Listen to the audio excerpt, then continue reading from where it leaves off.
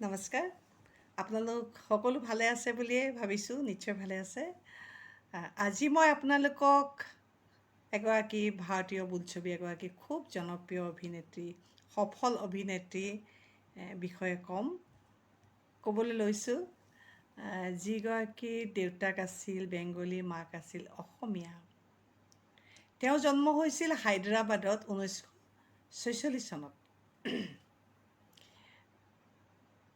কিবা কাৰণত তেওঁ নিজকে নিজৰ মাক যে অসমীয়া সেই কথাটো কেতিয়াও কোৱা নাই, ক'বলৈ ইতস্তত কৰে নে লাজ পায় নে টান পায় নাজানো, কিন্তু নকয়। তেওঁ সদায় নিজৰ সম্পৰ্কটোৰ কথা, নিজৰ পৰিয়ালৰ কথা বেংগল বা বেংগলী বুলিহে কয়। আমি নিজৰ মাক চিনাকি দিবলৈ কেতিয়াও লাজ নাপাওঁ নহয়, কিন্তু তেওঁ কিবা এটা কাৰণে পায়। আৰু হয়তো এনেকুৱাও হ'ব পাৰে নেকি যে তেওঁ বেংগল আৰু অসমীয়া, অসম একেখন বুলি ভাবি আছে। বহুতে তেনেকৈ ভাবে আকৌ দেই। বেংগল মানে অসম। আপোনালোক বাহিৰলৈ যাবচোন কেতিয়াবা গ'লে, অসমখন ক'ত জানেনে বুলি সুধিব, তেতিয়া তেওঁলোকে ক'ব বেংগলত নহয় জানো। তেনেকুৱাও হ'ব পাৰে কথাটো। কপিল শৰ্মা কমেডি শ্ব'ত যেতিয়া তেওঁক পৰিয়ালৰ বিষয়ে সোধোতে তেওঁ বেংগলৰ বুলি ক'লে নিজৰ পৰিয়ালৰ কথা, তেতিয়া সঁচাকৈ মই শ্ব'টো চাই মোক খুব বেয়া লাগিছিল। মই শুনি আছিলোঁ যে তেওঁ ক'ব নেকি যে তেওঁ মাক অসমীয়া, অসমৰ, কিন্তু নক'লে। যা হওক, তেওঁক মাক দেউতাকে প্ৰাৰম্ভিক শিক্ষাখিনি ঘৰতে দিয়াইছিল। তেওঁ ঘৰতে পঢ়িছিল, কিন্তু পিছৰ ফালে তেওঁক স্কুলত পঢ়িবলৈ পঠিয়াই দিছিল কলকাতালৈ।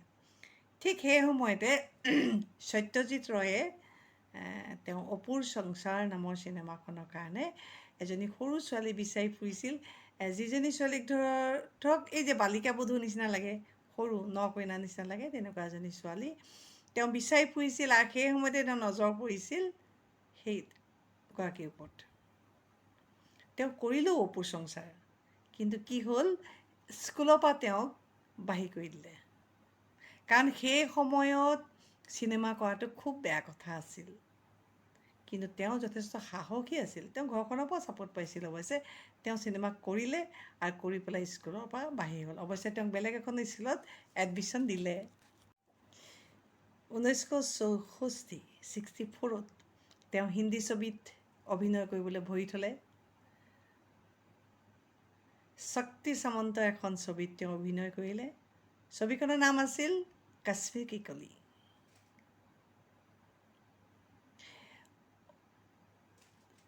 সেই ছবিখনত নায়ক আছিল শাম্মী কাপুৰ। আৰু দুয়োৰে জুতিটো পেয়াৰটো খুব হিট হ'ল। ইয়াৰ পিছত শক্তি সামন্তে তেওঁলোকক ৰিপিট কৰিলে তেওঁ নেক্সট চিনেমাখনৰ কাৰণে।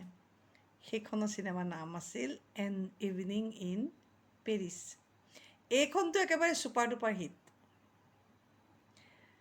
উল্লেখ কৰিবই লাগিব এটা কথা যে সেই 60 দশকতে এইগৰাকী সাহসী অভিনেত্ৰীয়ে বিকিনি পিন্ধিছিল। সেই সময়ত কোনো হিন্দী চিনেমাৰ অভিনেত্ৰীও ইমান তেনেকৈ পিন্ধা নাছিল বিকিনি।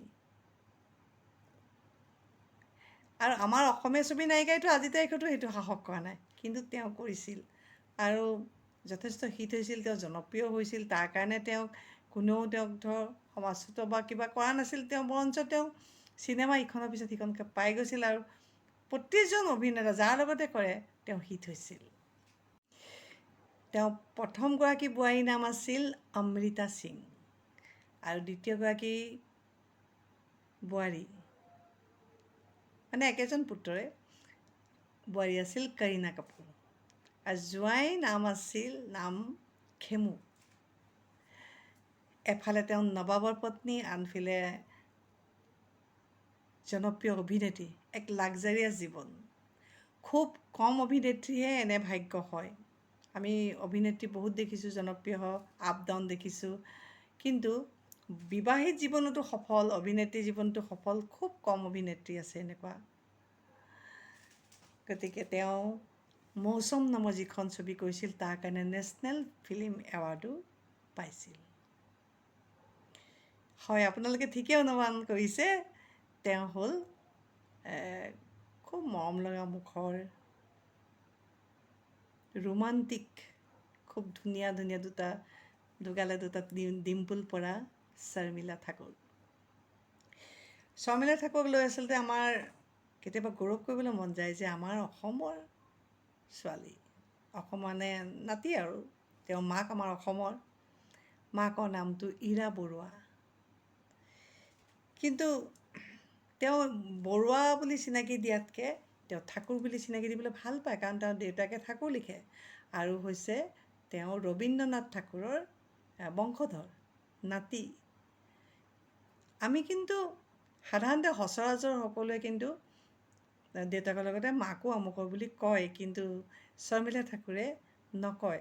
আৰু মই পূৰ্বতে কোৱাৰ দৰে হয়তো তেওঁ বেংগল আৰু অসম একেখন বুলি ভাবি আছিল। আজিৰ তাৰিখত ভাবিব নোৱাৰে, কাৰণ আজি অসমলৈ যিধৰণে গৌৰৱ ইটোৰ পিছত সিটোকৈ আহি আছে, আমাৰ লাভলীনাহঁতে, হিমা দাস, ৰীমা দাসসকলে, বা আগৰ আমাৰ মলয়া গোস্বামী বাইদেৱে হওক, জাহ্নু বৰুৱাই হওক, যিমানবিলাক আন্তঃৰাষ্ট্ৰীয় ৰাষ্ট্ৰীয় পৰ্যায়ৰ গৌৰৱ কঢ়িয়াই আনিছে, তাৰপিছত আৰু তেওঁ নিশ্চয় ভাবি থাকিব নোৱাৰে যে অসম আৰু বেংগল একেখন বুলি।